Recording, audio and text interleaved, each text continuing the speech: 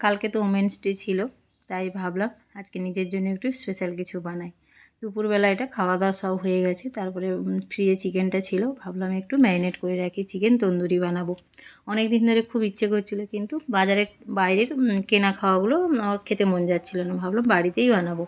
আগে দুদিন আগেও একটু চিকেন এনেছিল, তার কিছুটা রান্না করেছিলাম, কিছুটা ফ্রিজে ছিল, তাই ভাবলাম আজকে সেটাকে ম্যারিনেট করেই চিকেন তন্দুরি করে নিই।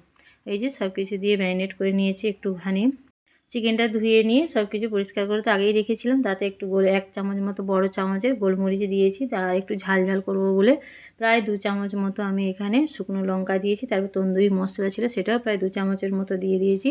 আর এখানে আমি আদা রসুন পেস্টটা দিয়েছি, কিন্তু দেখাতে ভুলে গেছিলাম। দিয়ে তারপরে এবারে সব কিছু দিয়ে ভালো করে মেখে ওটাকে আমি দই দিয়ে, কসুরি মেথি, স্বাদ মতো নুন সব কিছু দিয়ে ভালো করে মেখে আমি ফ্রিজে প্রায় 1 থেকে 1.5 ঘন্টার মতো ফ্রিজে রেখে দিয়েছিলাম। দিয়ে সেটাকে বেলা স্ন্যাক্সেই বানাবো বলে ভেবেছিলাম। তারপরে কিছুটা স্ন্যাক্সে খাওয়া হবে, কিছুটা নান বানিয়েছিলাম, নানের সঙ্গে খাবো বলে বানিয়েছিলাম। এই যে এয়ার ফ্রায়ারে এই যে সব একটু তেল দিয়ে, যে ফ্রিজ থেকে বের করে একটু তেল দিয়ে ভালো করে আর একটু মেখে নিলাম। তারপরে যে এয়ার ফ্রায়ারের মধ্যে এখানে দিয়ে ফয়েল পেপার দিয়ে এবার চিকেনটা দিয়ে দেবো।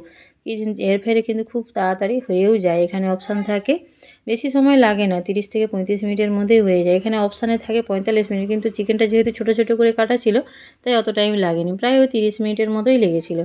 এই যে আধ ঘন্টা হওয়ার পরে, আধ ঘন্টা না, ওই 10 থেকে 15 মিনিট হওয়ার পরে আমি বের করে সেটাকে আবার একটু উল্টে দিলাম, অপর পিঠটা একটু ভালোভাবে হয়ে যাবে। পরে আবার ওই 20 মিনিটের মতো ওখানে দিয়ে দিয়েছিলাম।